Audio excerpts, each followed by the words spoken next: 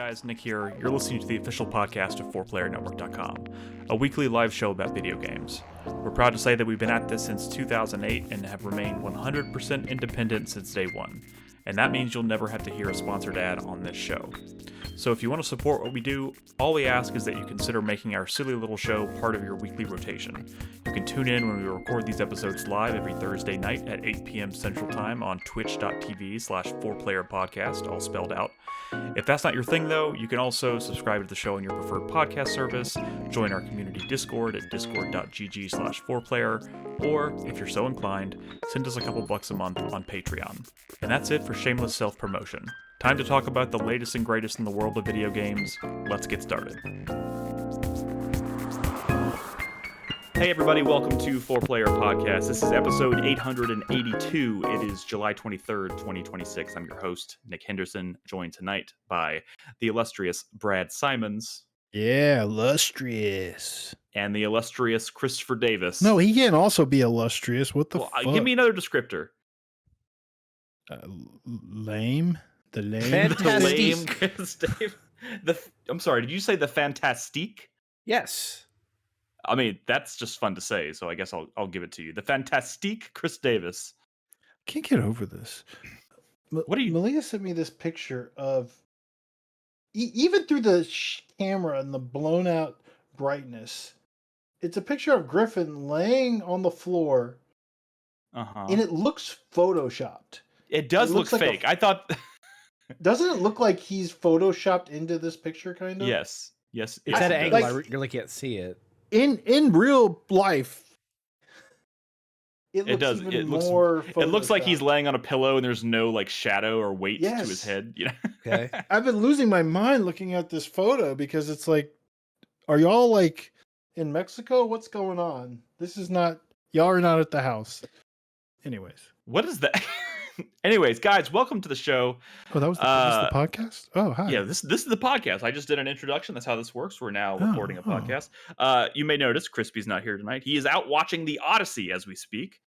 You know, I think that's, especially for a cinephile like him, I think that's pretty important. Oh, cinephiles going to see the Odyssey, not all of fucking America. All of America cinephile abandoning the podcast for a movie like y'all have done so many times before. And by y'all, I mean you, Nick.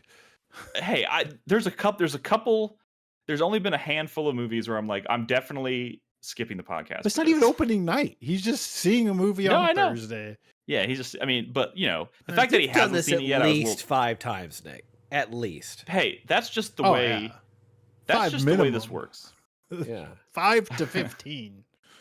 Over the past 20 fucking years, it's been more than 5. But that's fine. It's fine. I mean, that's true. I'll give it to you. So I'm going to see it. I got 70 millimeter tickets film. Yeah. That's the best way to see it, right? Yeah. I mean, arguably, I get. Yeah. Okay. That you're doing it right. Okay. Not that there's a wrong way to see it. That's been a big conversation around the whole thing. Just see it. Just see the fucking movie. It's a great movie. And I'm eager to hear what Crispy thinks. Yeah, it's definitely it's one of those movies that's like 3 hours long, but it does not feel like 3 hours. Like by the time when it was over, I was like, that was 3 hours. Can I say? This is the kind of movie that's supposed to be 3 hours. Yeah. The problem is when like Marvel movies are 3 hours, like, and have no fucking right to be. You mean like Avengers Doomsday is going to be 3 hours? Like all of the Marvel movies are 3 hours. Well, all of the Star Wars, like everything seems to be 3 hours. Even fucking comedies are too long. I think people conflate, like, I think the average, like, long movies are like, when people say movies are long, they're usually referring to like 2 to 2.5 hours. Like I don't usually see movies, because I look at runtimes a lot, and I don't usually see like, holy shit, that's creeping up into like the 170, 180 minute range. Like that's approaching 3 hours. But you know, this is definitely one of them, and it's definitely one of the ones that like doesn't feel like it does, like it's not a drag. It's not, you know. But when I walked out of the theater, at least I was like, damn, that was the fastest 3 hours I've ever spent in a movie theater. Is good. yeah. So we'll hear from Crispy next week on that, I suppose. And Brad, you're gonna go see it. Go see it soon. Yeah. What's the difference And- between 70 millimeter and 70 millimeter IMAX? I need to look. Well, one's on an IMAX screen. What, mean, that's- IMAX is just bigger? The whole movie is filmed with an IMAX camera, but I guess if you don't see it on an IMAX screen, that's when you're getting like the kind of the slimmer aspect ratio. Like it's Oh, literally I've been seeing cropping the movie. memes or whatever. Yeah. Hmm. But anyways, what's been up, guys? What's going on? We got games to talk about, but we're also not in a huge rush. What's the word? How's everybody doing? Well, Video games? I mean, we're trying not to melt because it was 105 yesterday. Dude. Yes. It's fucking stupid hot here. I just don't understand. And there's a fucking tropical storm that's on its way that's going to scrape just right by us. Just perfectly we don't get a damn maybe thing. we'll get some of the scraps. We'll get some of the scraps from it, maybe. I don't know. Man, I don't know. We'll see. I watched through Spider Noir. Oh, yeah. What'd you think? I didn't even realize that had come out yet. I like a bunch of it, and then there's a certain point to where it just decides to kind of give up on some things. Okay. I mean, like, I didn't really get that, but like, I mean, I don't remember a lot of the specifics now at this point because I did watch it about a month ago. Oh, it came out over a month ago, something like that. Yeah, it's been out for like 2 months, 2-3 months. Oh, I didn't realize. Yeah, I watched it, and it's Nicolas Cage doing his best Jimmy Stewart impression, and he does a very good job of it for 6 episodes.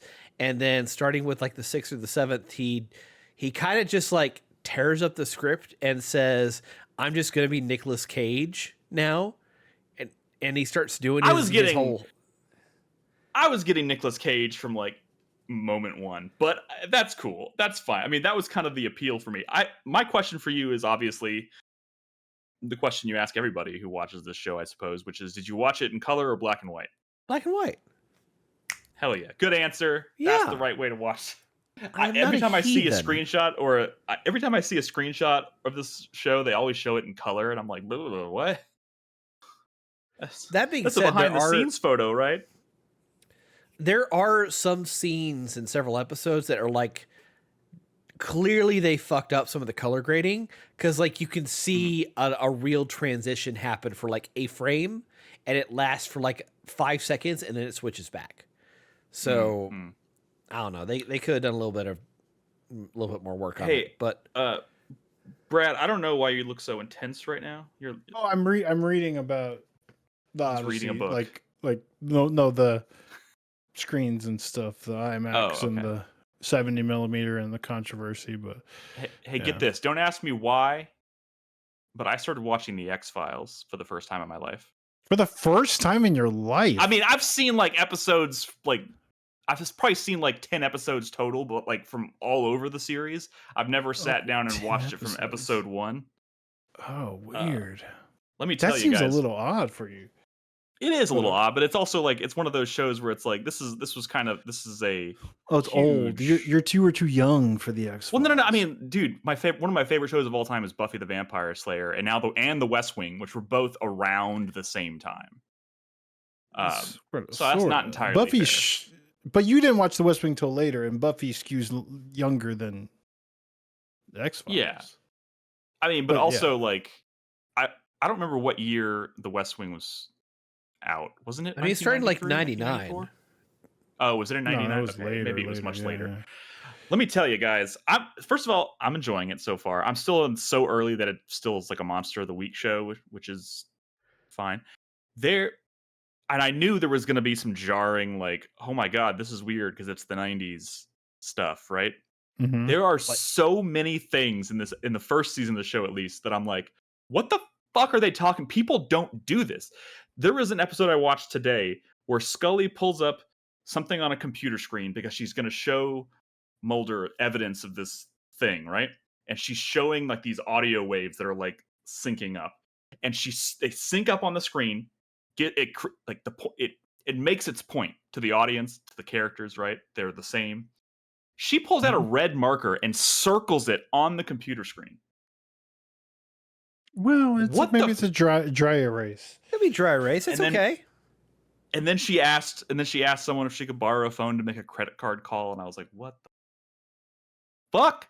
I know. Are you enjoying it? Are you enjoying it? Yeah, no. I'm enjoying it. I'm still so early that it doesn't have like I'm waiting for that like kind of like overarching plot to kick in where there's like more than just the week-to-week stuff that you're watching. Oh, well, you're gonna wait a while. Which apparently I looked it up. Apparently that's kind of starts to take shape in season 2, but that's fine. Whatever.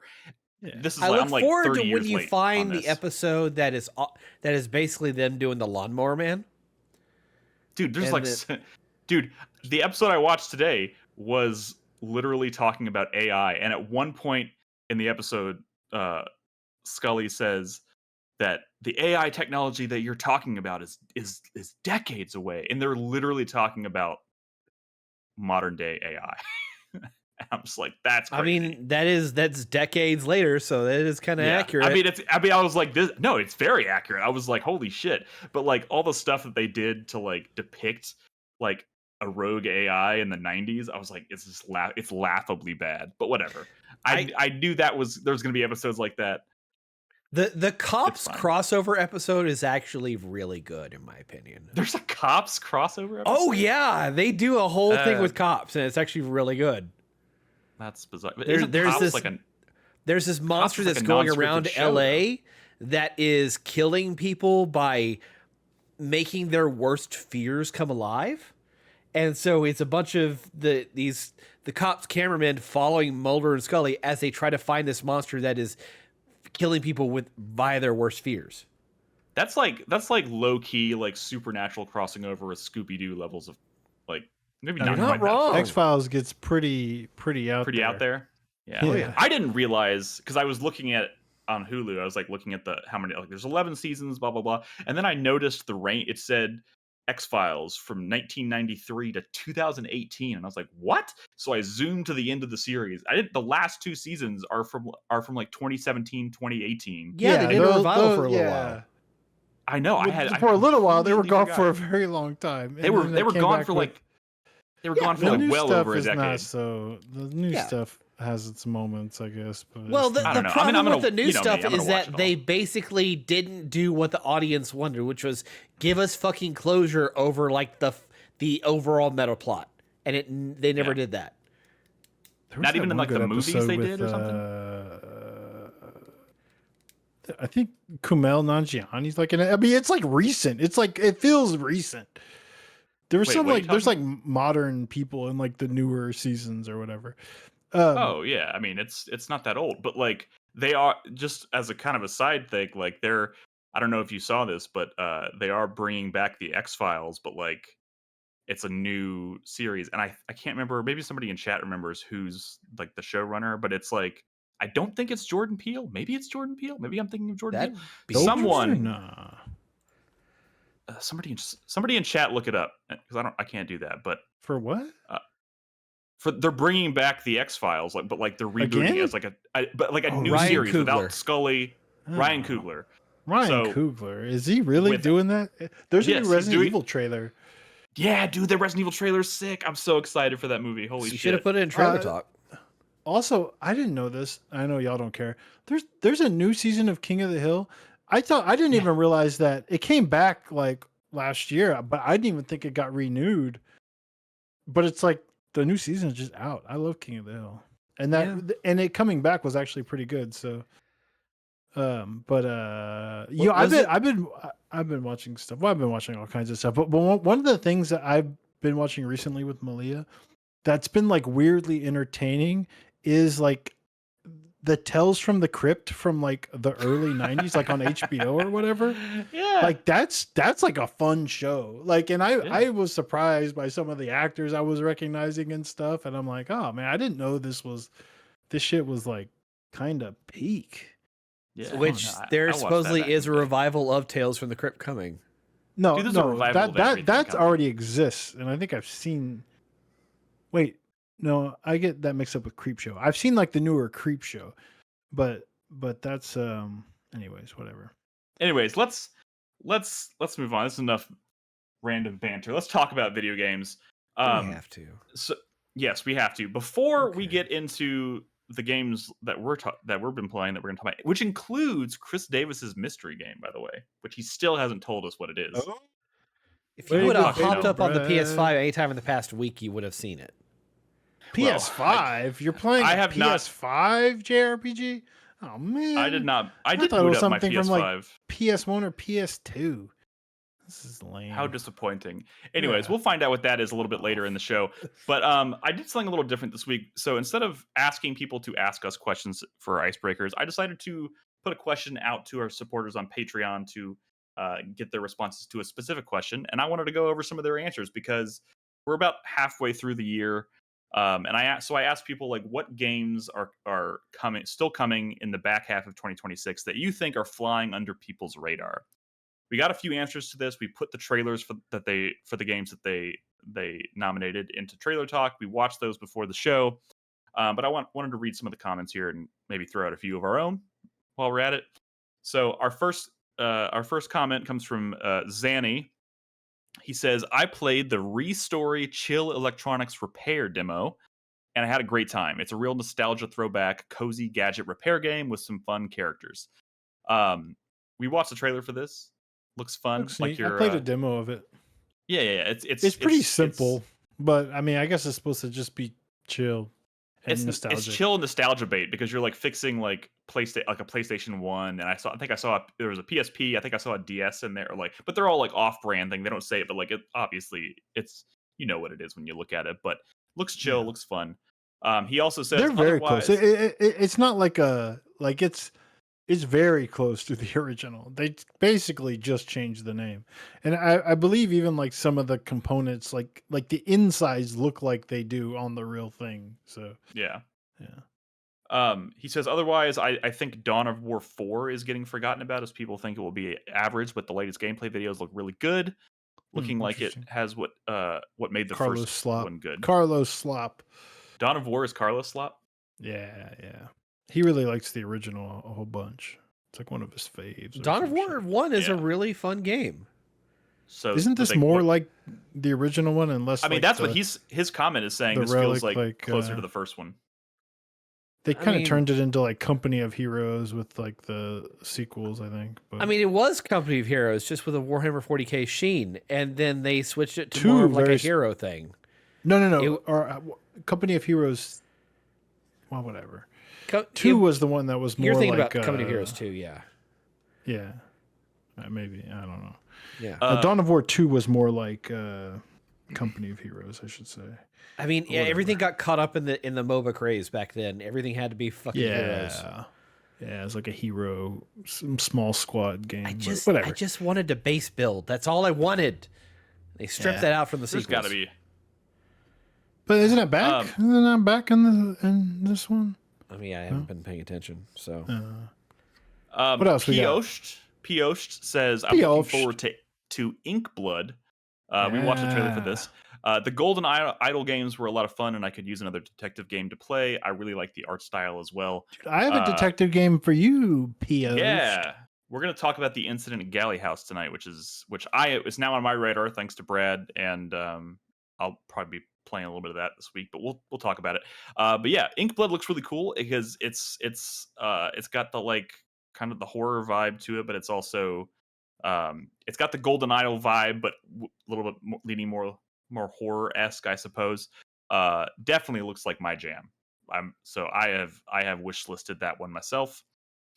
And then Shop Creeper says Neverway is looking to be fantastic. Is looking to be fantastic. A problem I've always had with cozy games and farm simulators is that they tend to be so cozy that I can't stay focused and eventually drift off into being bored. This game has enough weird visuals and interesting story that I can't help but be excited for the release.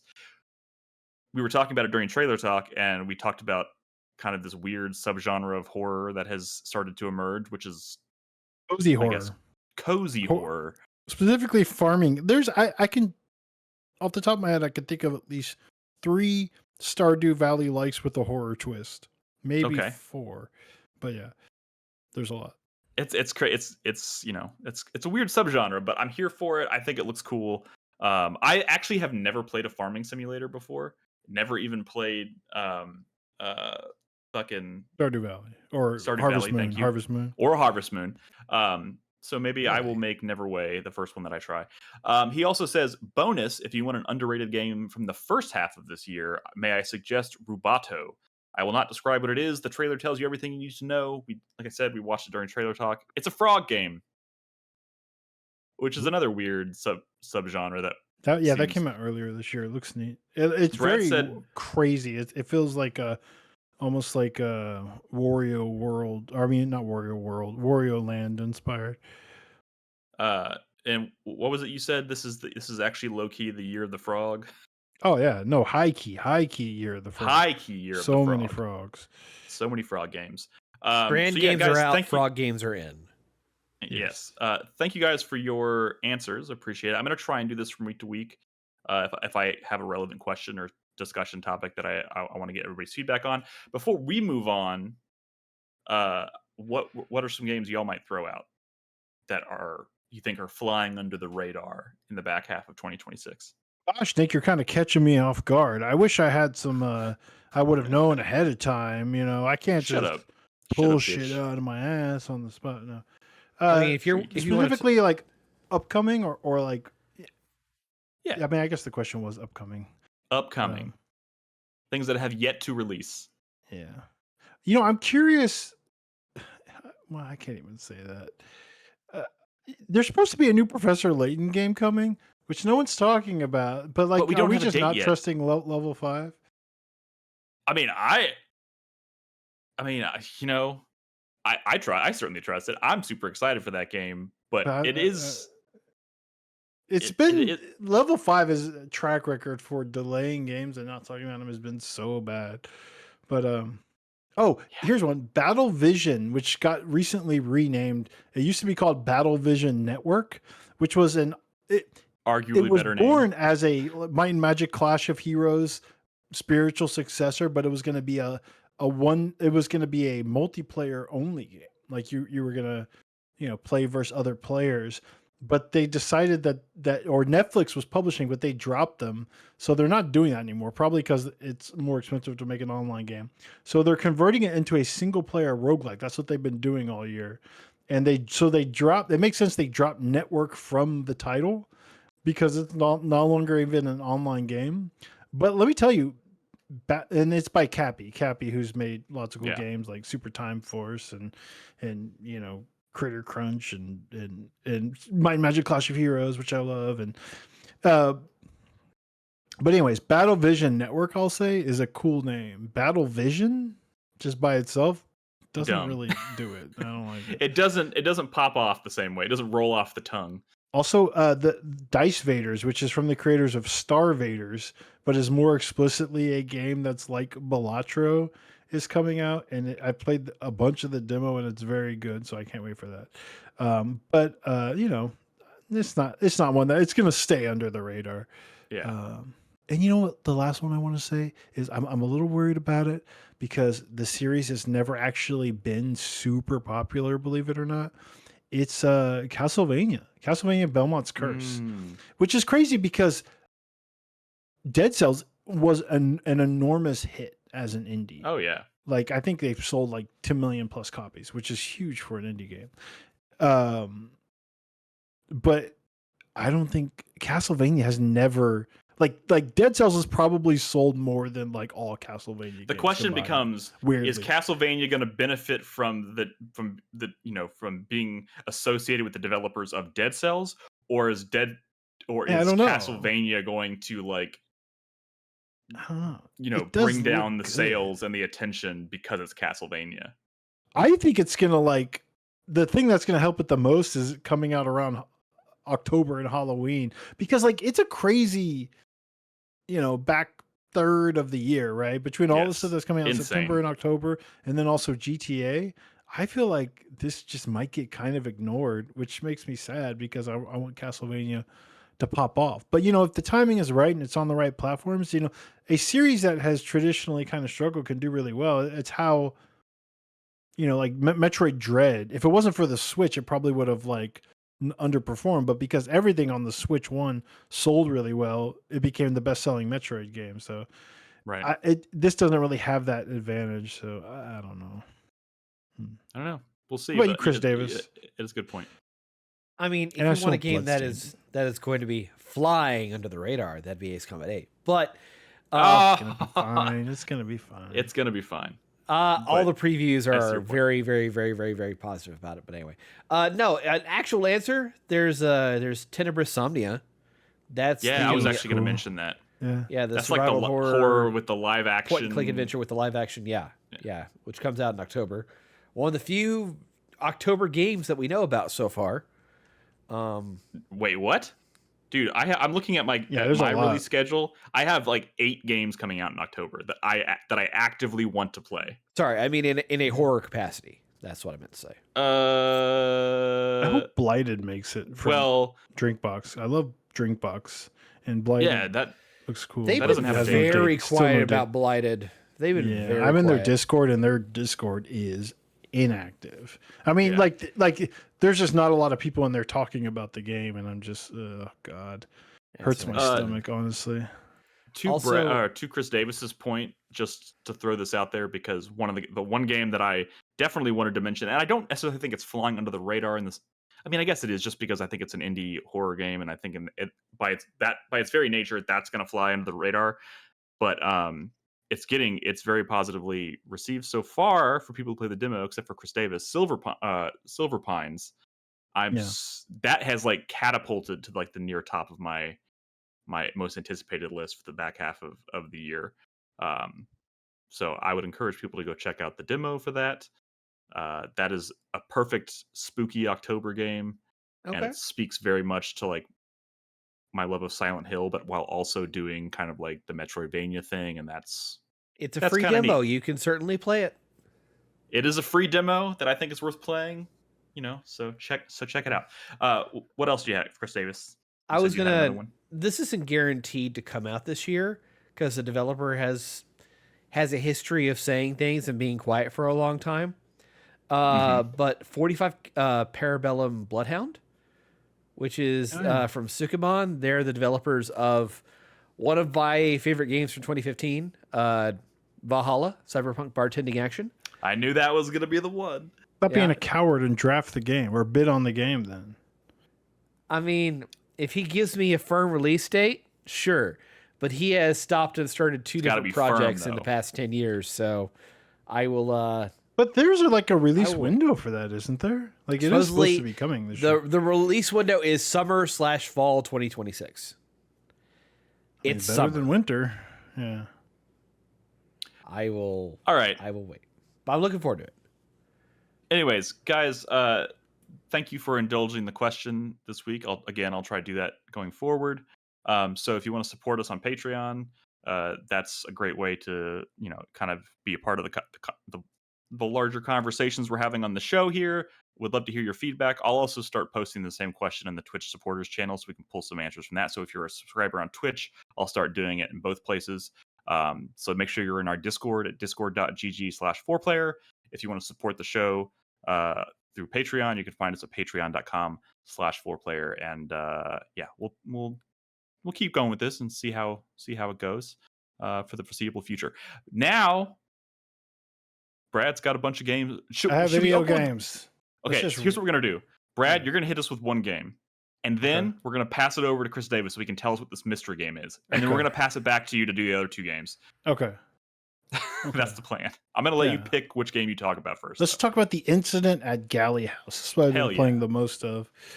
I've been playing this the last few nights with Malia. We like our deduction, detective, puzzle games.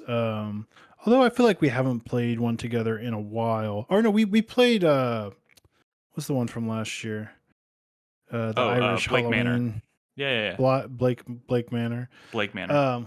This isn't really curse- like that. This is The well, I mean, Seance it of is Blake kind Manor. Thank you. Seance of Blake Manor. There we go. I knew I'd get So there. like this is actually a reimagining of another game called Type Help. which, I mean, it's a remake essentially. Well, it's more than just a remake, because the original game, it's the same story and characters and it is very much a who done it in a manner kind of Yeah. story, right? But the original game Type Help was just like a text parser. Like you were just typing text into a screen and you were getting It was text a text-based MUD? Yes, not a MUD. MUD is a very different thing. No, But it was just a text-based. It was the same game essentially, but it didn't have an art style. It didn't have an art style, and there was no like voice acting or anything. You were just typing into a prompt and you were figuring out this mystery of like who killed this person or persons over the course of this day and night in this house, this Galley house, this, I don't know, British manor of sorts. But the way it works and the way it makes what makes it like a logic deduction game, it's very Oberdin, very Her Story, very like you have limited information and you're trying to you actually have a machine in this. I've seen like some games like this with a machine. A TR-49, which came out early in the year, was kind of like that. But you're going into a situation. You kind of like follow like a main character of sorts, but it's not really your character. You're the person who's like using this machine to try to figure out this mystery. And the way it works, because the mechanics of it are sort of the game, it's very like Return of the Oberdin, where something has happened and people are dead. You know, people are dead going into this story, but you're sort of, and your goal is to like find scenes from that day, from that night, right? Where these things happened and people started dying. When you say find scenes, and I'll explain. You have this machine and you don't know like who the players are. Like you don't know who's who.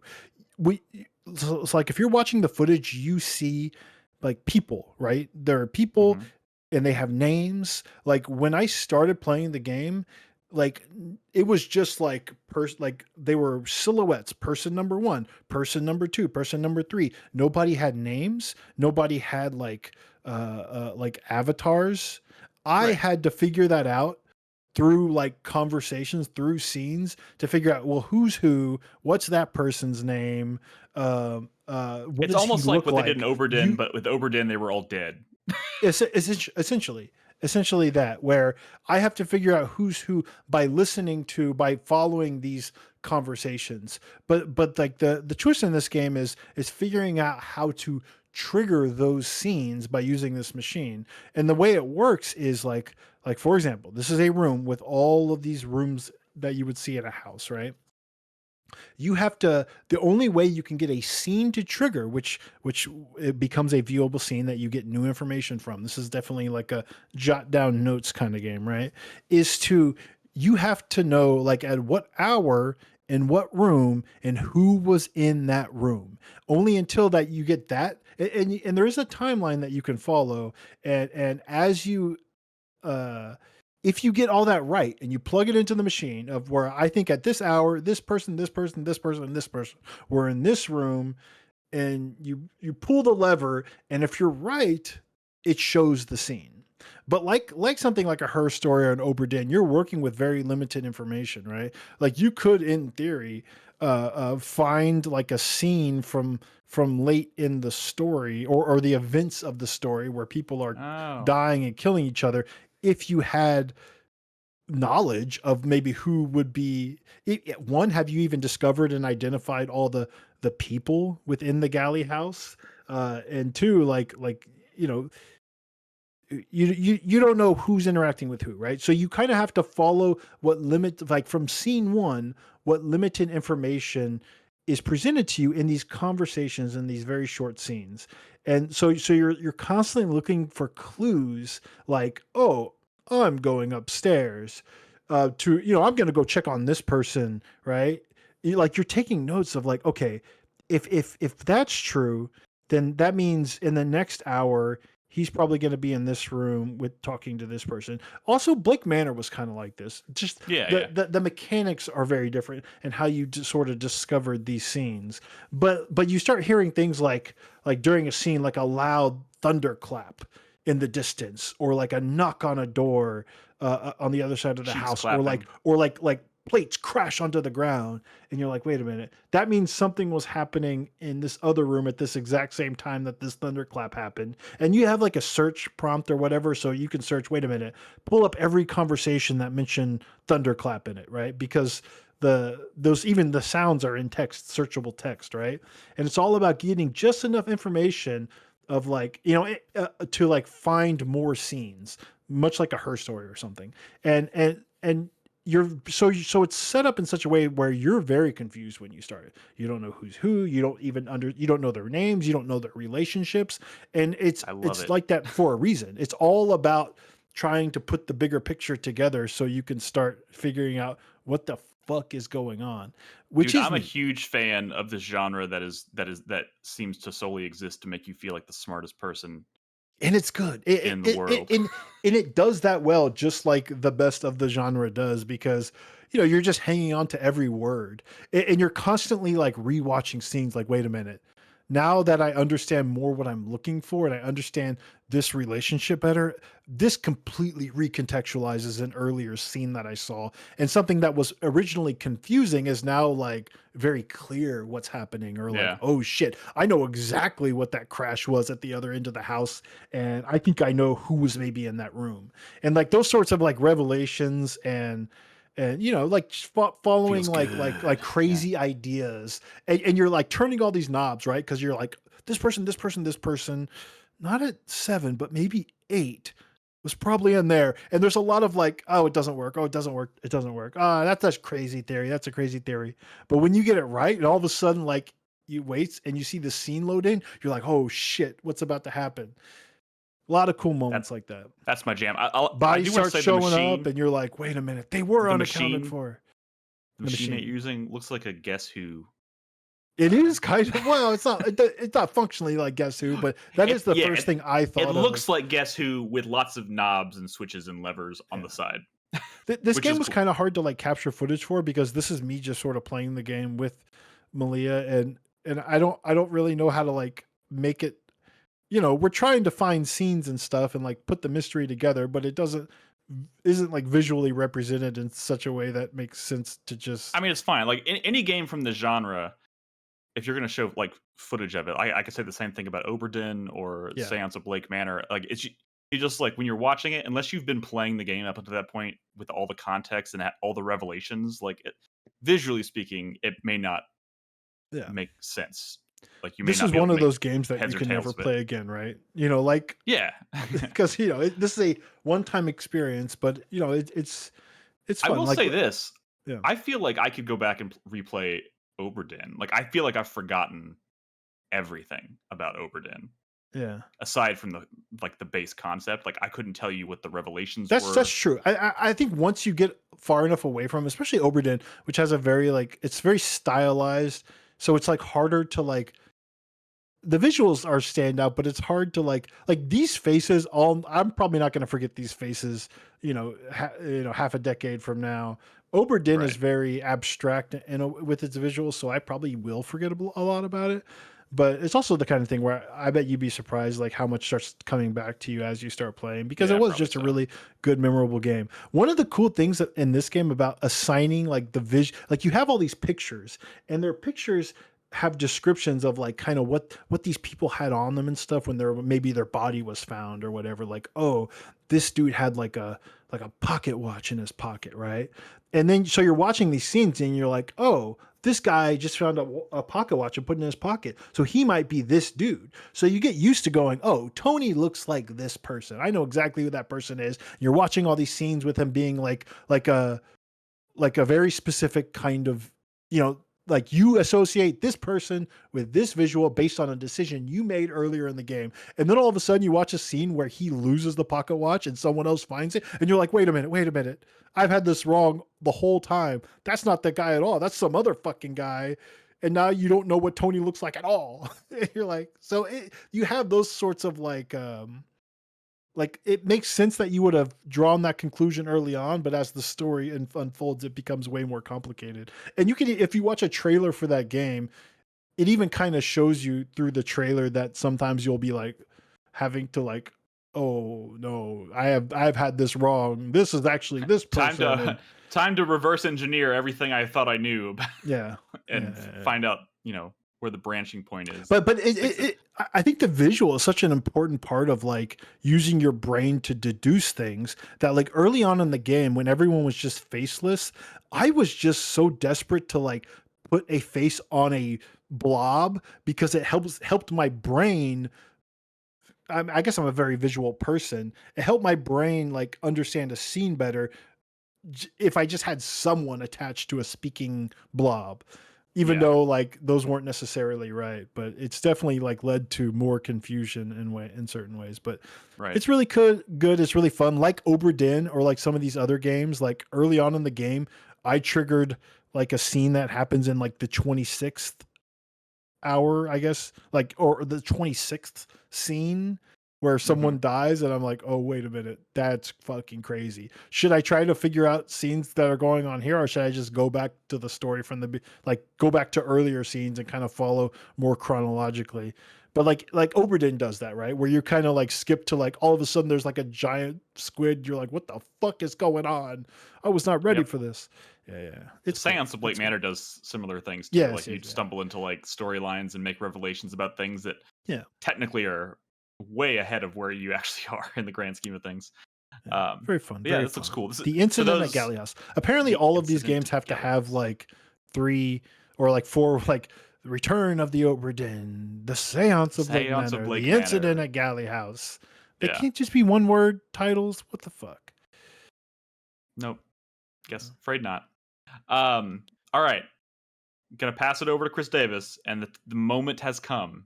Yes. The moment has come to finally close the door on the biggest controversial game of the past several weeks. This motherfucker. This is gonna be the most Doom: The Dark Ages Revelations. Nah, we don't. No, more Doom. You guys I'll talk about that in my 4-player minute because I have thoughts that I want to share. That we want to hear about the JRPG. The JRPG, Japanese developed. The Japanese RPG that I'm going to go with. I have a guess. Yeah, Atelier Ryza 3. No. Damn. My guess has and remains Eternal Sonata. I don't know why. Telling you no. Why do you not understand that? Tell us what it is. Eternal Sonata. I have played Eternal Sonata. I don't need to play it again. I kind of want to because you keep telling me that name. No, my work here is done. I've been playing a game that we were looking forward to that I don't think anyone actually played when it came out, and I didn't know why. So what I wanted to play it, and it was Granblue Fantasy Relink. I was like, I think I know what he's about to say when you said that, and I couldn't remember the name of the game. Okay. Yeah, we thought because we heard it was like kind of mid. I don't think that was the case. Nah, I think it reviewed pretty well. I heard it was okay. This was one of those games that was on my radar, and I wanted to play it, but I had to make some tough choices, and it didn't quite make the cut. But anyways, I'm glad somebody they did just have DLC that came out. Yeah, and that was my inspiration for playing this. Was this new? I also think it's called Endless Ragnarok. I do feel like you kind of led us to believe that you were about to talk about a game from like the early 2000s. But whatever. By saying the words JRPG? Also calling this a JRPG is like not really. It is against the spirit of the hype. It is like, Japanese. You are role-playing in a video game. That's fair. He's got a point. Anyways, how is Granblue Fantasy Relink? The story is half incomprehensible, half I don't really care. Because it feels like it's good. It feels like it's an media res story for which you're going on a typical JRPG journey to a far off land to reunite with your father, and you've got a companion who has this is an existing like franchise. That's what it is. Yeah, you're hopping into like a franchise that has existed in the mobile space. Yeah, so that's probably why it feels like you're just thrown to the wolves, if you will. No, I mean, the thing about it is that the way they backfill the story for you, it's what's called Fate episodes, and it's basically screens of text that voice actors read over as their characters to tell you what they did for XYZ amount of time up until a certain point. And it's tedious. It's dry, and it is not worth engaging in, but you want to engage in it because as a reward for doing those Fate episodes, you get permanent stat bonuses for your characters. What? So they lock stat bonus? Can you tell us more like the structure? Like what? Why are you playing this? I mean, like it's not really like your typical Chris Davis shit. Like this is. I'm playing this because I wanted to play this years ago. I never got around to it. It's been sitting on my shelf for years, and they announced this new DLC. I was like, okay, I don't have much else in July I want to play. This is the perfect time. Let's do it then. So Can I ask why you bought it or when you bought it? Like you bought it how much did it cost when you bought it? I bought it when it was like $30. It was like 2024, something like that. Man, when did this game come out? I thought this was newer than that. You're such an enigma, dude. This is like weeb shit, dude. You don't really play this stuff. What are you talking about? He played fucking Blue Reflection. Yeah, and it was weird at the time. And then he's just played military shooter since. I mean, when you put it like that, that's the funniest shit. Yeah, it's like weird. The weebiest of shit followed by military shooters. I mean, it's fine, but like followed by Doom. Like if I brought this to the show, you'd probably be a little more like, okay, yeah, sure, I guess, right? But like this game did start with like Platinum Games, assisting with like the combat and stuff. Yes, but you don't play Platinum Games stuff. So I have played Platinum games, sir. Played Revengeance, right? Yes. Don't you hate Revengeance? I hated Revengeance when I first played it like over 10 years ago because in my brain I couldn't process the parry mechanic, so I couldn't get it down. Sekiro fixed that for me. I understand and appreciate parries now, and so I played it a couple years ago and I had a really good time. Okay, let's not put him on his... Wait. Name 2 more Platinum Games. Oh my god. 2 more Platinum games that I have played or that I know about. You've hit credits. You're putting me on the spot here. I can't think. Brain no good. We'll come back to that question later. You were adamant. You were indignant. Tell us about the weeb shit, man. I want to know. I want to hear about like what are the costumes and shit. Maybe? I mean, there are alternate costumes that you have to buy. This is a very monetized game. There is like $80 worth of DLC you can purchase for this game. That is nothing. Which I did not do. No. Okay. And even then, the new expansion, which is $25, does not include any of that other content. So.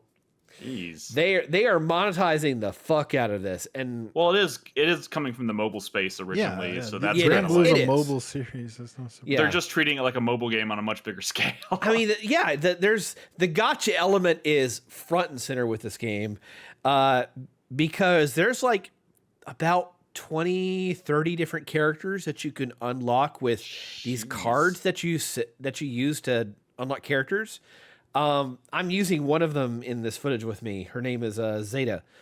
And she comes souped up and she has she's like level 20 when all my guys are like level 10 or 15. But she's really good in the fight because she was the only person I have right now that is fire based. So anyway, no, the gotcha's front and center. How much has you played? I mean, granted, that's why I wanted to wait till next week because I've only played like 8-ish hours. I mean, it's 8 hours is fine. As long as you don't say like 30 minutes, we're good. I mean, 45 once. 8 hours in a JRPG is basically 45 minutes. No, I think I remember hearing that this game is not actually that long. Yeah, that's another reason I wanted to play it was that it's not supposed to be a 100-hour epic. It's supposed to be like, for the main story, it's supposed to be like 30, 40 hours, something like that. The perfect length for a video game. I mean, yeah, If Clear Obscure was I about would 30, 40 argue. hours. But Yeah. No, it and wasn't. was Maybe for you, but I mean, it could be completed in 30, 40 hours. I put like 80 hours into it in my first run. So the main story, just main story is 15 hours. Main story plus sides is 32 hours. Or how Okay. long to beat like average is 27 hours, which is pretty good. yeah. Yeah, But I the can see the main appeal. yeah. So I don't really care for the narrative that much.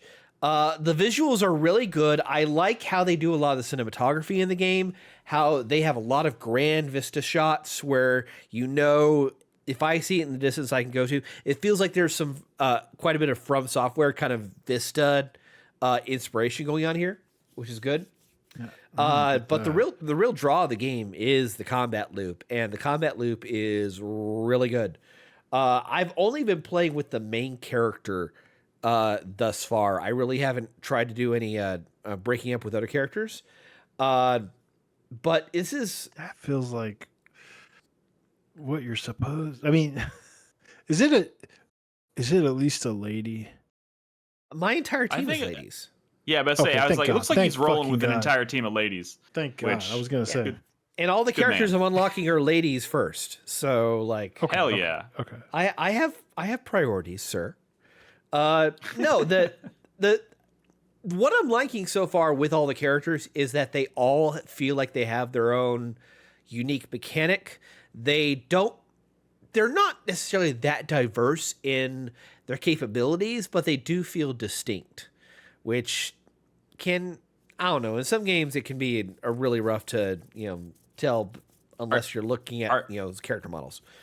Are you primarily controlling one character in battle and the other ones are just operating Yes, under that's what like... he Yeah, said. you can't switch between characters as far as I'm aware, or they haven't taught you that yet, because it keeps unlocking and informing you of new mechanics as you go on. But you can switch for different quests to a different character to primary, which Okay. I haven't gotten to, but I know you can. Okay. The combat is just quite good here. It's fun, it's flashy, it's fast. It's flashy. It's very fast. It's got a fun dodge parry mechanic they got going on. The synergy, the link bursts, which the game is named for, which are your super special attacks, which I think I do against this mini boss here, against this golem. It's just the right amount of flashy, all the right amounts of damage numbers popping up, all the music swelling, and all your characters going in for a grand attack. It feels good. It is fun. That being said, I don't really care about what's going on with the story because it feels so transparent as to what it wants to be. That can be such a bummer in trying to get through any RPG, I feel like. Yeah. I mean, When when like combat is as good as this, it's like if all the shit in between doesn't like inspire you, I don't know. yeah, Yeah, I mean, struggle with that. You're just saying reasons I was like sort of not that interested in playing this. yeah. Especially because I heard like the quest design and stuff felt very like mobile kind of. Nah, I mean, no, you're not wrong. Like a bunch of the side quests that you can go on are just battle arenas or returning to a previous map that you've gone through to do X, Y, Z against a number of enemies. That's really how a lot of that flows. Other than that, most of the side quests that you find are just go find X amount of item and bring it back to me. So there's no real like, oh, I'm going to play as this character and I'm going to go do this on their special story side quest. No, so far 8 hours in, there's none of that. There might be. It just I don't reminded know. me of Genshin Impact, but I like mean- without all the cool Breath of the Wildy stuff. Yeah, but like this is the almost- link attack, and it just all four of you. I have it set up to where all of my characters trigger their 100% link attack together to do a full burst on the enemy and do a metric fuck ton of damage, and it feels good every time. I almost feel like because a lot of the stuff you're saying that you like about this, makes me think that you would actually really enjoy Monster Hunter Stories 3, because on top of that stuff, like all the flashy combat and like they have an equivalent of like the Link attacks in that game too, but like on top of that, like the story and the characters are compelling and interesting from the very beginning. So I don't know, just a thought. Maybe that's something you might want to consider. I mean, I'll look into it. Even though you're not like a huge Monster Hunter guy. Is it on PS5? Yeah, yes. I played it. It's also in our family Steam our library. Yeah, Oh, give it okay. a shot. Okay, I'll think about that. That's where I've been playing it. Yeah. I think there's 2 copies actually. The other thing I want to point out about this, and you can understand immediately kind of like why the combat is the way it is because this game is designed for co-op. You can have a 4-player co-op experience with this game.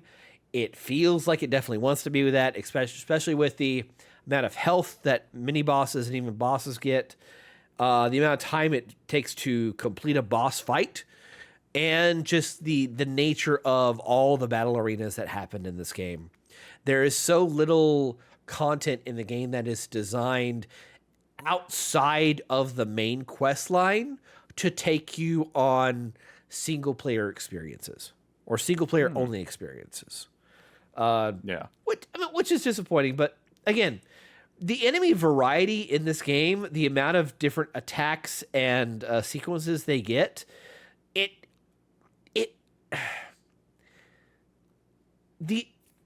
how do I There's put this? appeal. There's appeal. It doesn't feel like every mini boss or boss I find has minion derivatives.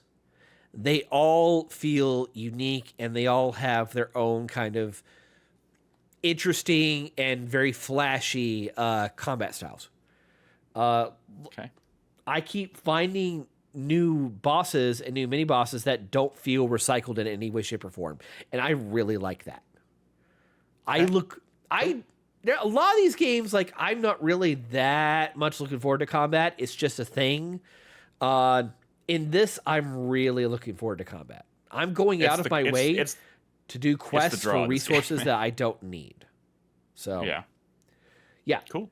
This game is by cool. the way, just a nice sentiment. Somebody in chat, Bognoise, says, "I wouldn't have played 13 Sentinels without Chris Davis." Whatever. I knew that would trigger. I'd have been playing. I was still gonna. I was always gonna play that. Yeah, and then it's still installed on my PS5. Motherfucker, just fucking play it. Just fucking play it, Nick. Well, my wife is going to be out of town for the next 5 days, so I'm going to have a lot of free time on my hands. Bro, there's cool stuff to play. Don't. I got stuff to play, but like that could be one. That could be. I love 13 Sentinels. I just don't think it's a Nick game. But like you also said that about Final Fantasy Tactics, I think, and I've now spent almost 40 hours in that game. And you just said, not 10 minutes ago, that this doesn't look like Chris Davis shit. And yet I'm really having a good time. No, I think the real... You're hard to pin down. I think the real thing here is that we don't even really know. We don't You're hard to pin down. We don't know what Chris Davis slop actually is because. Well, I mean, we know you like jets and like rubble buildings and retro helicopter games or whatever, and right? kaijus. Yeah. And that stuff is consistent, but like everything else beyond that is just like he likes random, dude. It's random, like you're rolling dice. He likes dark military shooters, sci-fi, violent sci-fi epics. Jets and jets and kaijus, but then every once in a while he just sprinkles a dash of like weeb in there. When was the last time I played a military shooter? I can't tell you the answer to that question. I mean, I really think Doom is a fucking military shooter. That is think about it. Kind of true. You know, when you Battlefield 6 feels mean, Battlefield and 6. I want you to. Okay, Battlefield 6. Okay, that's fine. Okay, He's like, all right, you got me there. You got me there. That tells you how much I care about Battlefield 6 this year, is that like I haven't touched it in months and I don't want to touch it until they actually have any really good content. I don't want to play a fucking battle royale. I don't want to have this one map every 3 months pace of releasing content. No, man, that's not what Nick, Battlefield needs to be. Nick, I don't know if this is a 1-segment show. This might be a 2-segment show. It might be a 2-segment show. We could get if we go now, we can get it done. My 2 games are going to be short. The other 2 games are going to be short. All right, we're only at an hour. Okay, let's punch it. Let's punch it. Are we good to move on? Punch it. Yeah. Unless Chrysaeus has anything else he wants to add. I will play more of the game, and hopefully I'll beat Endless Ragnarok sometime next month. That's the DLC? You're gonna get? Yes. Wait, so you are gonna pay the money for the DLC? I already bought the DLC. Yes. Oh, you weird son of a bitch. So weird though, right? Like this man who like sometimes what if you had started the game and hated it? Yeah. Then I would be very upset with myself. So weird it was on his shelf. Why did you whatever. Okay, we gotta move on. We all have weird things on our shelf. Go, Brad. Rhythm Heaven Groove. I've been playing some. Now I sort of have. I mean, I've enjoyed this series. I've dabbled in this series since the original game that I played on Game Boy Advance, the import. Right. I've always really liked the idea of Rhythm Heaven. The problem is I'm kind of bad at it, and the weird thing.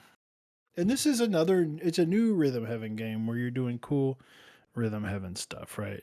It's a shame that I captured zero sound on this because sound is the whole thing, right? It's kind of like WarioWare. I think it's even from the people who make WarioWare or like a spin-off of that team, but it's like a music version, right? Where you're syncing up like very simple actions and animations to like the beat, right?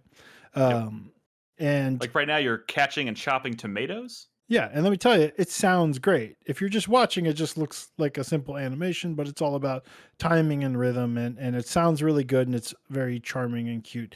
And it's not very long. How are we to believe you about the audio when there's no audio? You'll just have to believe me, right? If you played a Rhythm Heaven game, you know it's good. Yeah, you know it's good. You know it's good. The thing is, I'm not great at these games, but it's very weird. Is that all I think that I do terrible on my first time through a stage, and I am doing not good, and then I'll still just beat it. I feel like back in the day when I played this series, I would have to retry all the time.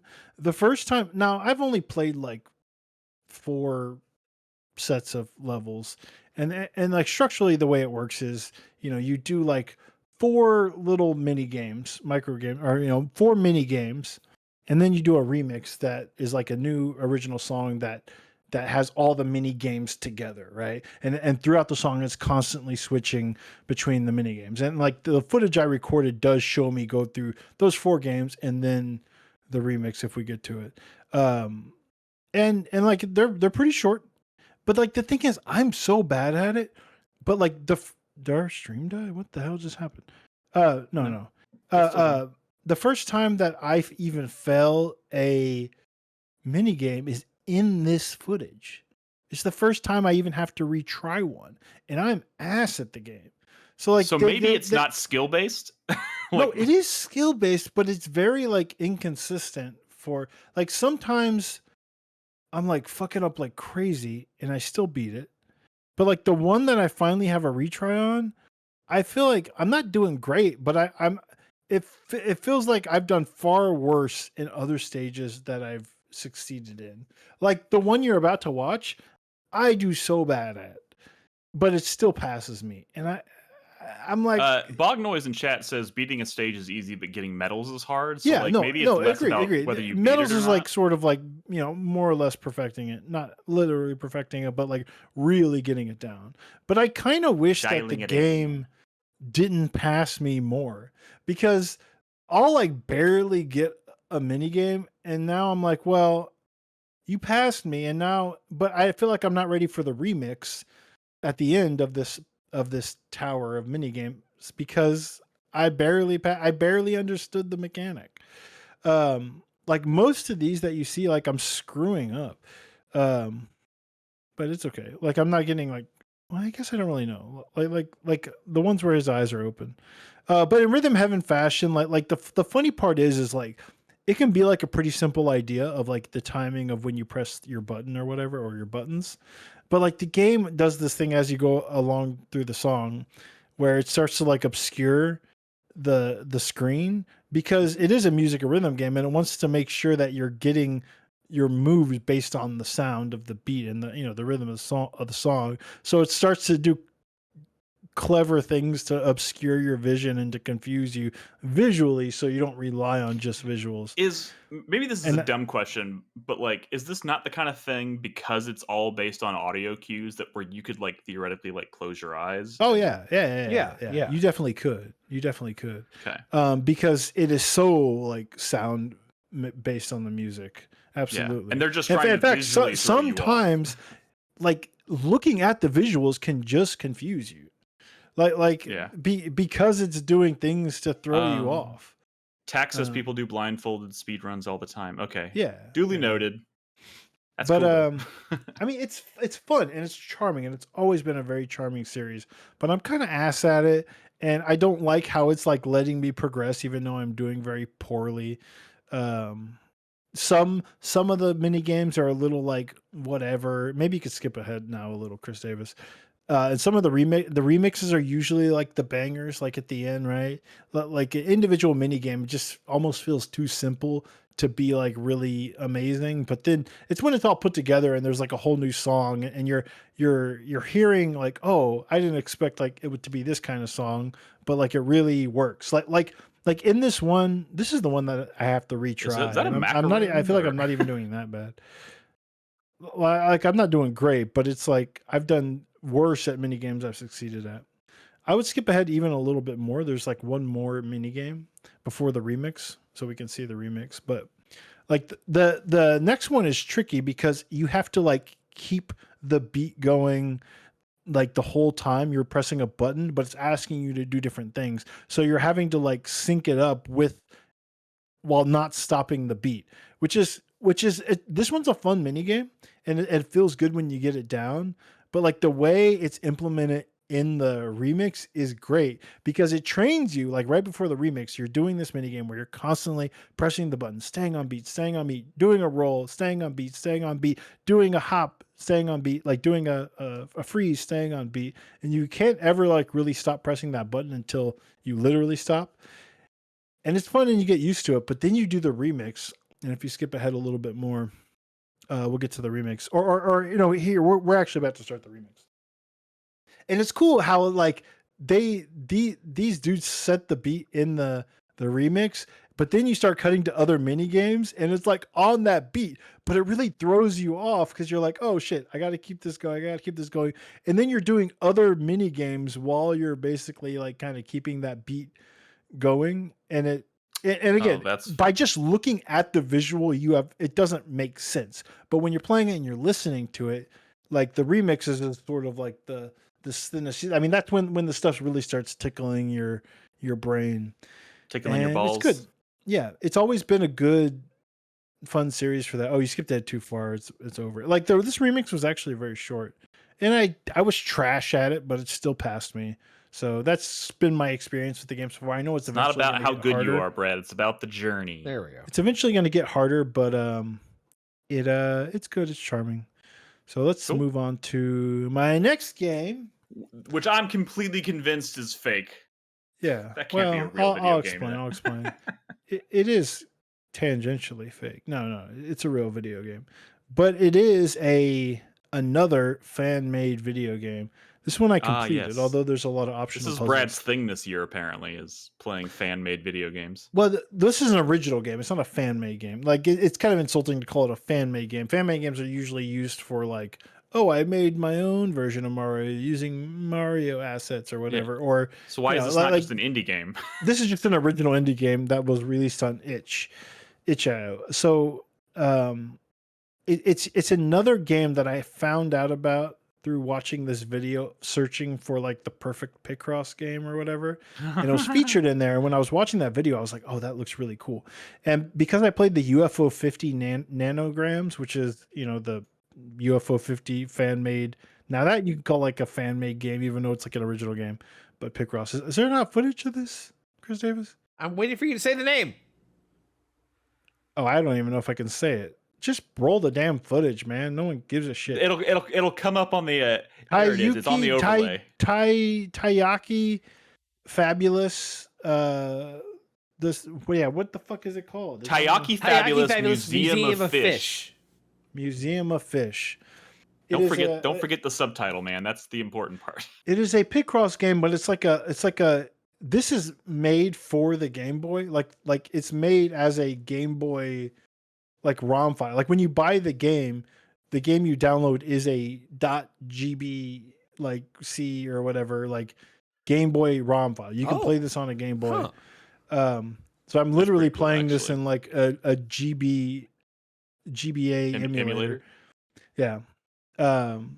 But it's a Game Boy game essentially. Game Boy Color game. I got the Game Boy Color version. I don't think this was ever put on like a cartridge or thing. Oh, wait, there's not even like a trailer for this game. I really would have not heard of this game if it wasn't for that video. But it is a game that's centered around Picross, but it's sort of like a old school. It's like an adventure game where you're like exploring a little town of sorts, and you're talking to characters, and you're like. But like everything you interact with is a little Picross puzzle, and it can range from like a more complicated Picross puzzle to like a very, very small 4x4 Picross puzzle. Like if it's just a sign and you just need to read a sign, you have to do like a really short, easy Picross puzzle to even read that sign. Everything you unlock in the game, like I unlock a shovel at some point, but you have to do a little Picross puzzle which makes a shovel. Like you click on a chest and then you're doing a Picross puzzle. It happens to be a shovel, and then you get a shovel, and now you can interact with like dig spots in the world. But all of those dig spots are like also more Picross puzzles. Everything is like a Picross puzzle, but it's all stitched together with like a really cool like little adventure game. That is, this game's not super long, but there is a lot of like hidden secret puzzles and stuff in the game. And I've hit credits, but there's still a lot to do. When I recorded footage, I had to just start the game over like from the beginning because everything in the world I basically had already revealed by doing all the Picross puzzles, and I was just in sort of like an optional dungeon just doing puzzles in a room, and that was like not really reflective of what my experience has been.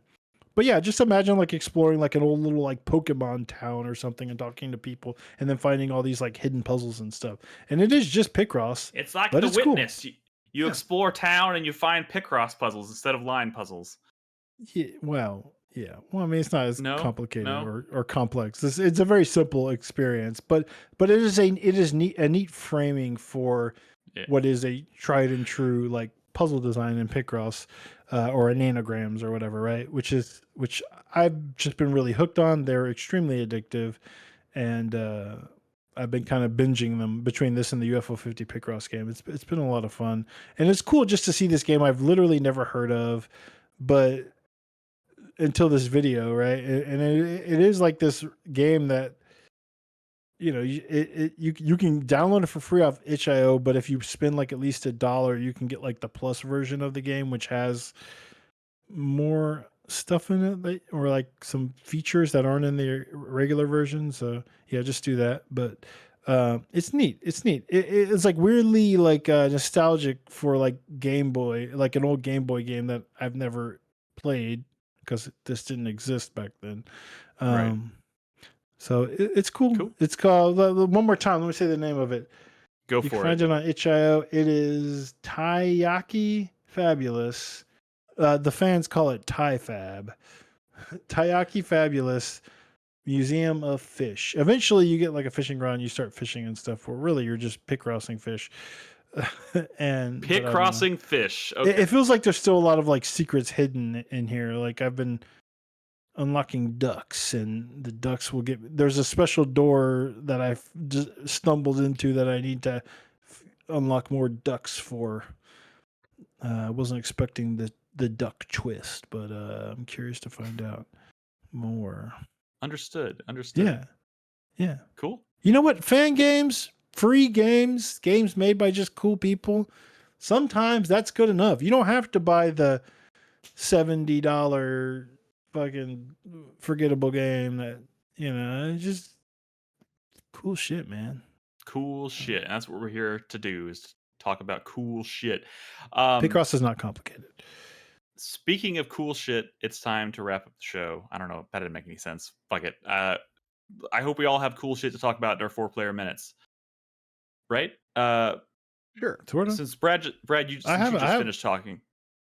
Yeah. I'm ready for my 4-player minute if you want to launch into there. That's where I'm going. I was gonna let Chris Davis go first. Yeah, though. go first, Chris Davis. He's probably not ready. I said I'd tell you about. He knows exactly what he's talking about. Yeah, I'm going to tell you about Doom: The Dark Ages Revelations. So last week I had left off at what I discovered was actually the basic halfway point of the game, and I completed it. I had a lot of fun with the boss fights, even though I was playing on Ultraviolence, not Nightmare, but Ultraviolence. So it was tough. It wasn't Nightmare tough. And the first words out of my mouth when I saw that ending and credits rolled were, "That's it." Oh, no. Yeah, What? it ends on This a game fucking is cliffhanger. 90 out of. I mean, this thing's like a 90 on OpenCritic, man. Yeah, But like, yeah. let's be real. I think that 90 for this Doom game doesn't have a lot. I mean, most of these Doom games have reviewed pretty well, and I don't think much of that has to do with the story or the endings. You know what I mean? Like, it's all about. I'm just mad at it because I missed it in Royale because of the new 7-day window lockout, and I didn't add it to my roster in time, and everybody else that has is basically way ahead of everyone else, and I'm annoyed. Yeah. It's I mean, I had a fun time with it. The fights, the way they escalate with the spear, the chain spear, I still love that term. It's a really fun experience, but if you go into it looking for a proper conclusion to everything they're talking about, everything that they've been fucking setting up for like 2 games now, no, we're not going to answer that. We're not going to do anything. Is there more with that. DLC planned for this, especially given the They laid them all up.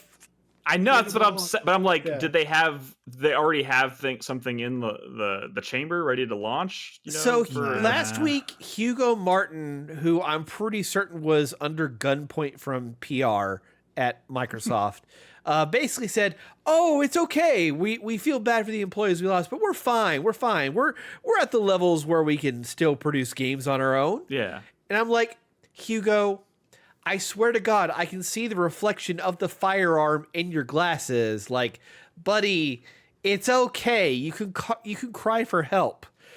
I don't know. It's just if you have a gun to your head, I really don't know if that's the best course of action. I mean, sorry. They don't have any id Tech engine developers anymore. They laid off that entire team.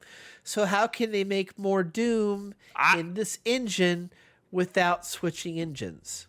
Like, they're probably focused on whatever other project was in development, which I believe is Quake, right? And I don't know. I'm guessing that a lot of the people left are working on whatever that is. Probably not this so much anymore.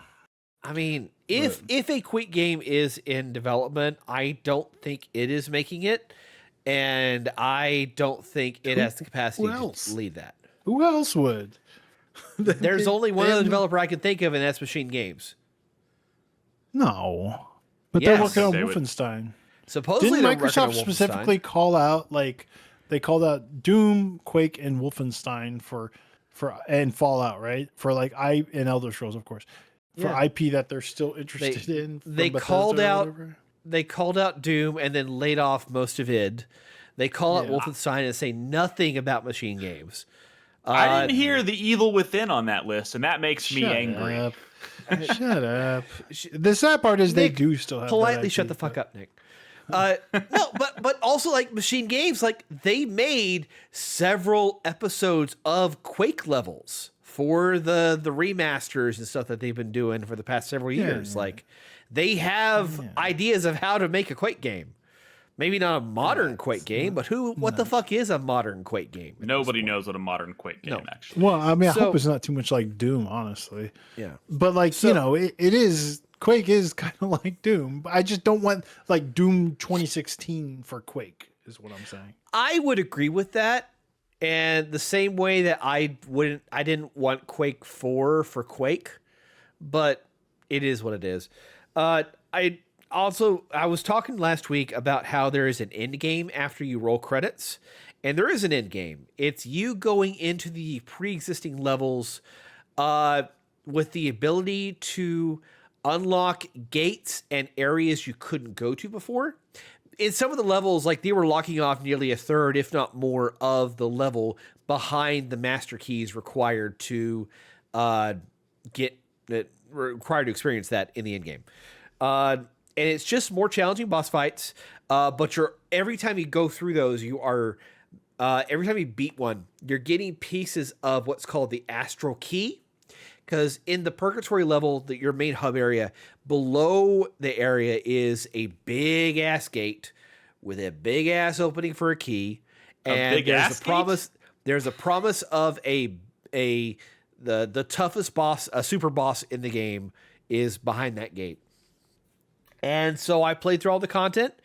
And I was excited, like, oh, maybe this is the icon sin. Maybe the credits maybe the credits are fake. Maybe it's all a fake out. Like, this is where the game starts going.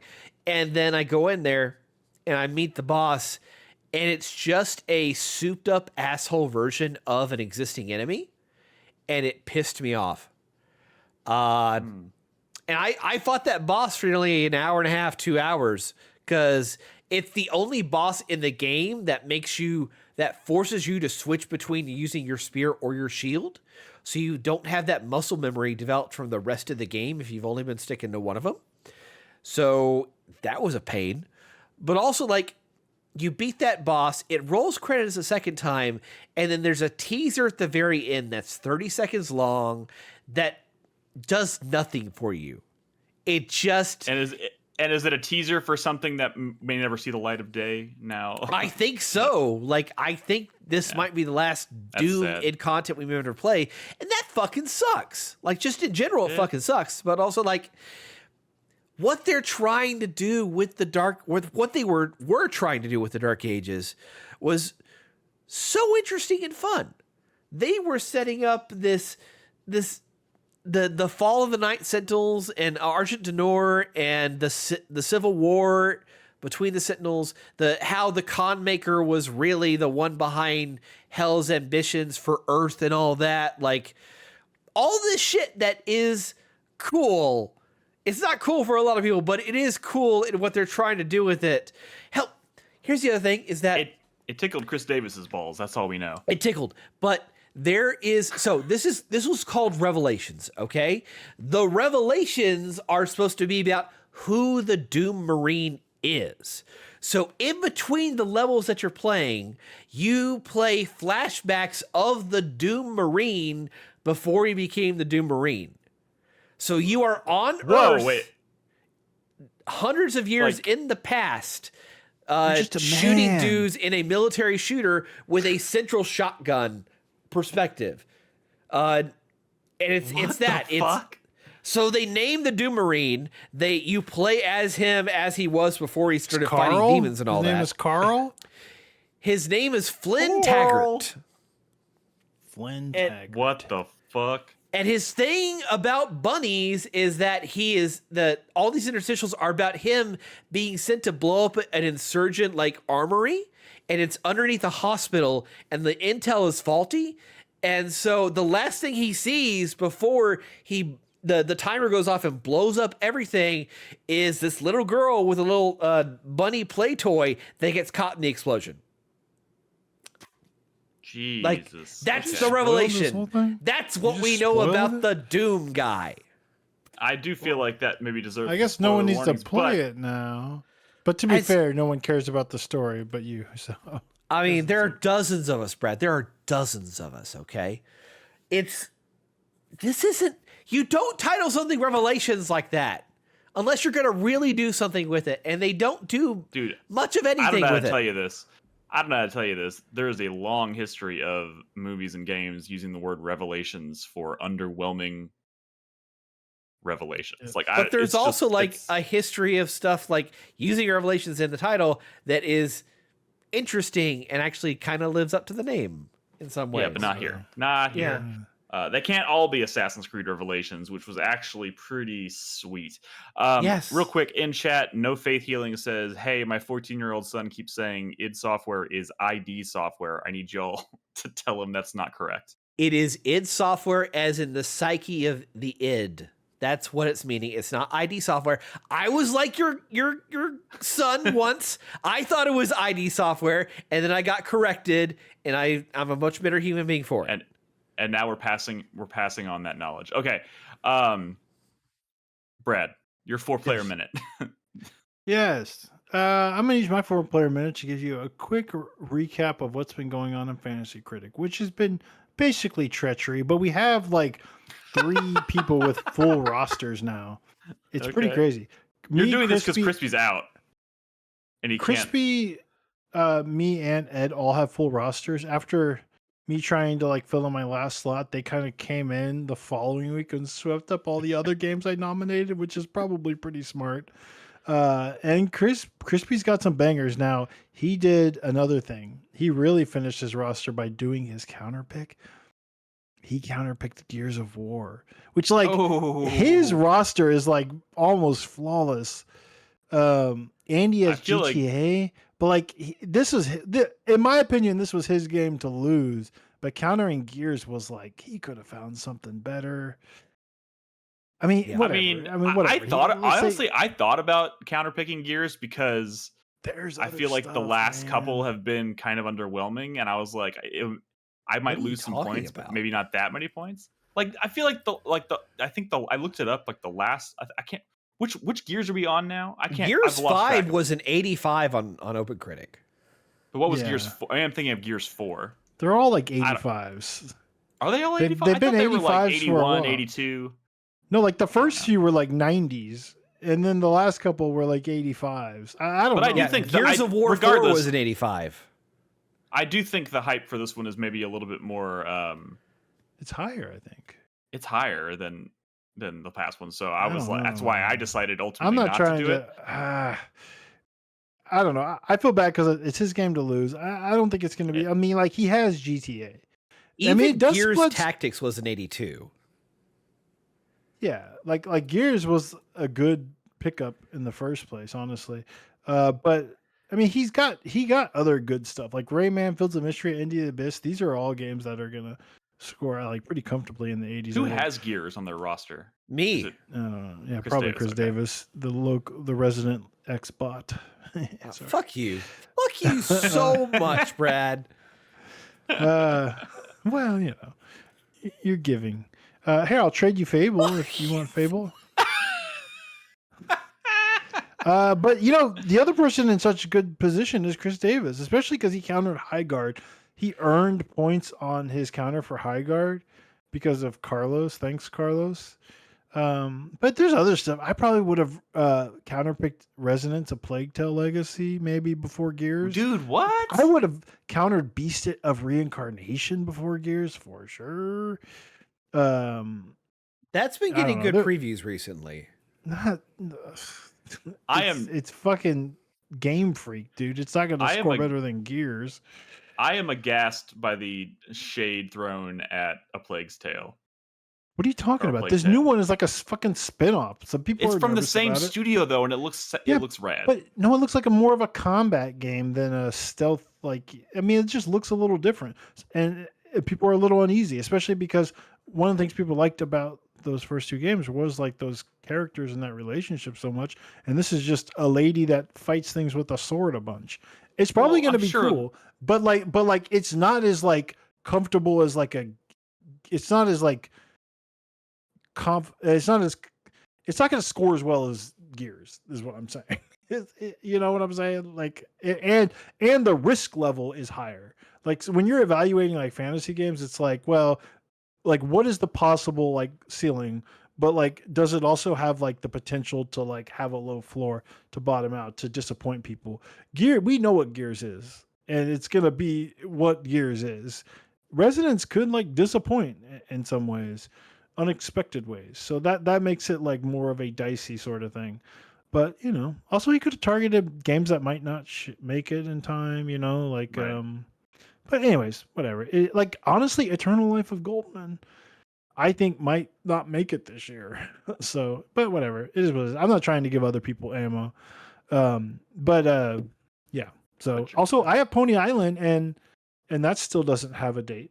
But I did my research and you know what I found out? Pony Island Inscription, Pony Island 1, and the Hex, which were the last 3 games from Mullins, all came out within 30 days of the release date announcement. Like he announced a date and was all less than 30 days away. So he was originally going to announce the release date in June. He pushed that back to August. So it's very likely coming out in like September, October. Anyways. All right. Cool. So yeah, that's it. I mean, I'm pretty sure I'm not going to win this year or anything. But I am rooting for like Crispy because I feel like he's been close. Chris Davis, the only reason I'm not rooting for you is because you've not been close in the past. You don't want to have the underdog comeback story? Yeah, I mean, there's a Worst little bit of that. First? But like, you don't like that idea? There's some worst to first. You play in the reset era league, so you get lots of ideas from them too. Well, I guess Crispy is in Super League this year, so he's getting lots of ideas probably from them. So yeah, I don't know. This is what it is. I'm rooting for Nolan. No, Nolan's not even been around, but his roster is still really good. His counter picks are brutal though. So yeah. All right. Anyways, take it away, Nick. My final thought for this week, I'll keep it brief. I'm in a bit of a dry spell right now in terms of games. I'm not playing a lot that's new. That's kind of why I'm finally sinking my teeth into Final Fantasy Tactics, and that's going pretty well. I think I'm closing in on the end of Chapter 3. I've been playing. It's a doozy, dude. The last few, things start popping off at the end of Chapter 3, and the last few battles are tricky. Sweet. I'm still digging it. I finished Ellie's portion of my playthrough of The Last of Us Part 2. But I guess what I'm eventually building to, I don't have a lot on my personal schedule of like games coming out in the next month and a half. It doesn't really kick in until September for me. But somebody did, I think it was Jaeger, popped into Discord and asked me if I was, because he kind of assumed that I was going to be playing Assassin's Creed Black Flag Resynced. And I was like, no, I wasn't really planning on it. I mean, I do love that game, but like it wasn't really top priority for me. And I'm still kind of sour and pissed off about the way Assassin's Creed Shadows lured me into an 80-hour adventure and then rolled credits for that ending. How did it lure you? You saw it. No, but I mean, like, I played 80 hours of it thinking there was an ending, and there wasn't an ending. It literally, the game just ends without any conclusion. I know people have pointed out to me that they have since patched in a free update that gives the game an ending, but that ship has sailed a long time ago. I don't know when I'm going to have time or want to go back in. But this is Black Flag, and we know Black Flag is good. I've heard it's a good version too. Like they've taken out all of the stuff that just sort of like slowed the game down, and that like all that first person like Abstergo shit is gone, and I don't even think you like play as that other character maybe at the beginning. I don't know. I heard it's highly edited to just have good shit, just to be the good shit. And they like, I saw something on Twitter or whatever where like they have all this new cool underwater stuff, like these underwater sections and caves and stuff. But Ubisoft like laid off that whole team like already as soon as the game launched. And it's like some of the coolest stuff in that version. So I don't know. Fucked up. Anyway, I guess what I'm trying to say is I'm not in any hurry to play Black Flag, but if I get desperate to play something that's new-ish before September, maybe I'll dip my toes into that. But right now, I'm having a good time with Tactics. There's cool shit, Nick. You just gotta look around. You're not gonna play Splatoon Raiders? Gamefly it's already on its way for me. I have zero interest in that. Next week, maybe. I'm just... And I also just want to use this opportunity, I guess, to say that, like, and I know y'all know this about me, but God, I fucking love The Last of Us Part 2. I played hours and hours of that game last weekend, and I finished Ellie's portion, or the her first portion of the game, I suppose. And like every 5 seconds, I just can't. I'm like, fuck, this story is so good. I don't fucking get it why people fucking hate that game so much. It's one of my fucking favorites. But anyways, that's it. I'm not gonna spiral. You should look into Mortal Shell 2, Nick. I played Mortal Shell 1. I know, but I've been hearing some really good things about Mortal Shell 2, like from people who didn't even like 1. I think there's a demo that you could try. I think it comes out in August. Maybe that's Yeah, no, it does. radar. It comes out August 20th. Kind of looking online. I mean, also, Beast of Reincarnation. If it gets good reviews, that might be your shit for sure. It might be, but I'm waiting on reviews for that one 100%. Yeah. There is an open Star beta Wars demo. Zero Company. Star Wars Zero Company. I'll be excited for it. Oh if yeah, it, that's right. If it You're reviews an XCOM well. scrub. Yeah, I'm famously terrible at XCOM. Yeah, you're. But anyways, yeah, that's where I'm at. I know that was kind of a hodgepodge of thoughts, but that's kind of where I'm at right now. So I put in chat the link to the open beta for Mortal Shell 2. Oh, cool. Thank you. All right, that's our show, guys. We've reached the end. Thank you so much for tuning in. Again, if y'all would like to be a part of the community, if you're not already, please join us in Discord at discord.gg/4Player. If you want to support us financially, you can either subscribe to us on Twitch. You could support us on Patreon at patreon.com/4Player. Again, I'm going to start introducing these like questions, these kind of like discussion questions before the show each week, and hopefully that goes well, and we'll start getting more and more responses. But if you want to participate in that, just support us on either Twitch or Patreon, and we'll get the question out to you. You can find all of our episodes on 4playernetwork.com or on your preferred podcast service, but we will return next Thursday with a new episode, new games to talk about. In the meantime, be good to each other, play video games, and good night.